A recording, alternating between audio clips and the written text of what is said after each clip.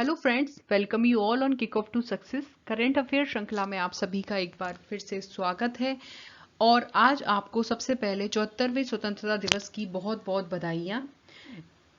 Corona virus के संकट के बीच आज देश अपना 74वां स्वतंत्रता दिवस मना रहा है। प्रधानमंत्री नरेंद्र मोदी ने लाल किले से ध्वजारोहण कर इस समारोह की शुरुआत करी व देश को संबोधित किया। यहाँ मैं आपके साथ एक फैक्ट और शेयर करती हूँ कि 15 अगस्त और 26 जनवरी दो हमारे देश की महत्वपूर्ण डेट हैं, जो बचपन से लेकर और शायद हमारी ताउम्र हमें ये भारतीय होने का गर्व महसूस करवाती हैं।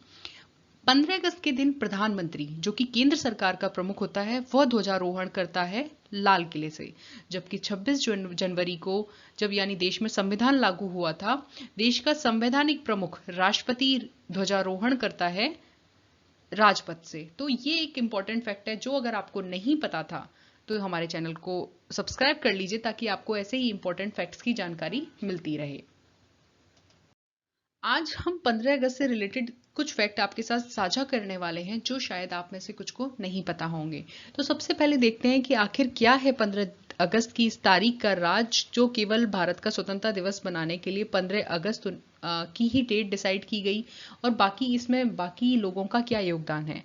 तो वैसे तो कांग्रेस ने 1930 से ही भारत का स्वतंत्रता दिवस मनाने के लिए 26 जनवरी की डेट डिसाइड कर रखी थी, लेकिन फिर भी भारत के जो आखिरी वायसराय या फिर कहें फर्स्ट गवर्नर जनरल थे, लॉर्ड लुईस माउंटबेटन, उन्हें ब्रिटिश सरकार ने 30 जून 1948 तक का समय दिया था कि आप इस तारीख तक भारत की सत्ता भारत को हस्तांतरित कर देंगे।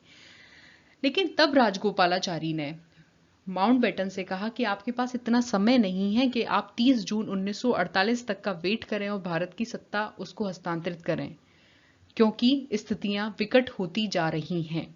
फिर माउंटबेटन ने कहा कि 15 अगस्त 1947 को भारत की सत्ता भारत को हस्तांतरित की जाएगी। आखिर माउंटबेटन ने 15 अगस्त का ही दिन क्यों चुना?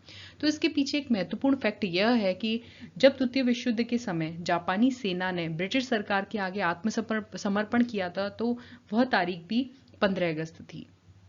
और उस समय उस सेना का जो नेतृत्व कर रहे थे, वह भी लॉर्ड माउंटबेटन कर रहे थे। तो ऐसा माना जाता है कि माउंटबेटन के लिए 15 अगस्त की जो तारीख है वो काफ़ी लकी रहती है, और इसके लिए उन्होंने भारत और पाकिस्तान के विभाजन के लिए, यानी भारत का स्वतंत्रता दिवस के रूप में 15 अगस्त की तारीख घोषित करी। साथ ही साथ ये भी फैक्ट है कि मोहम्मद अली जिन्ना का क्या सच है इसको लेके, 15 अगस्त की तारीख को लेके।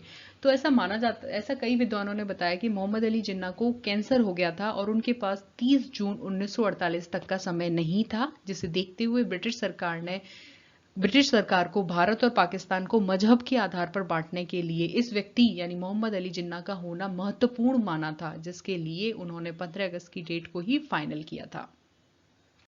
नेक्स्ट देखते हैं कि भारत के अलावा दुनिया के कितने देश हैं जो अपना स्वतंत्रता दिवस 15 अगस्त को मनाते हैं। तो सबसे पहले हम बात करते हैं दक्षिण कोरिया की। दक्षिण कोरिया जापान से 1945 को स्वतंत्र हुआ था, बहरीन ब्रिटिश से 1970 में स्वतंत्र हुआ था, और कांगो फ्रांस से 15 अगस्त 1960 को स्वतंत्र हुआ था। अब हम बात करते हैं कि भारत का झंडा कहाँ व किससे बनता है। देखिए, भारत का झंडा केवल खादी से बनता है, और यही खादी से निर्मित झंडा भारत के सभी प्रशासनिक भवनों, देश की सेना के पास व दुनिया में स्थित सभी भारतीय दूतावासों पर लगाया जाता है। इस झंडे को बनाने का काम जो है वह कर्नाटक के एक छोटे से गांव बेंगरी में किया जाता है, और बेंगरी में भी इसे KKGSS कर्नाटक खादी ग्रामोद्योग संयुक्त संघ बनाता है। KKGSS ही एकमात्र ऐसी लाइसेंसधारी संस्था है जिसके पास इसको बनाकर पूरे देश में पहुंचाने की जिम्मेदारी है। अब हम नेक्स्ट फैक्ट देखते हैं कि भारत ने कितने देशों पर जबरन शासन किया है। तो आपका उत्तर बिल्कुल सही है। भारत ने अभी तक एक भी देश पर आगे से जबरन शासन नहीं किया है, लेकिन जब किसी ने ऐसा करने की कोशिश करी है, मतलब किसी और देश ने ऐसा करने की कोशिश करी है, तो भारत ने उसे मुंह तोड़ जवाब दिया है। थैंक यू दोस्तों वीडियो देखने के लिए। वीडियो अच्छा लगा हो तो सब्सक्राइब कर लेना, शेयर कर लेना और लाइक कर लेना। जल्दी ही मिलते हैं एक नई वीडियो के साथ, तब तक धन्यवाद।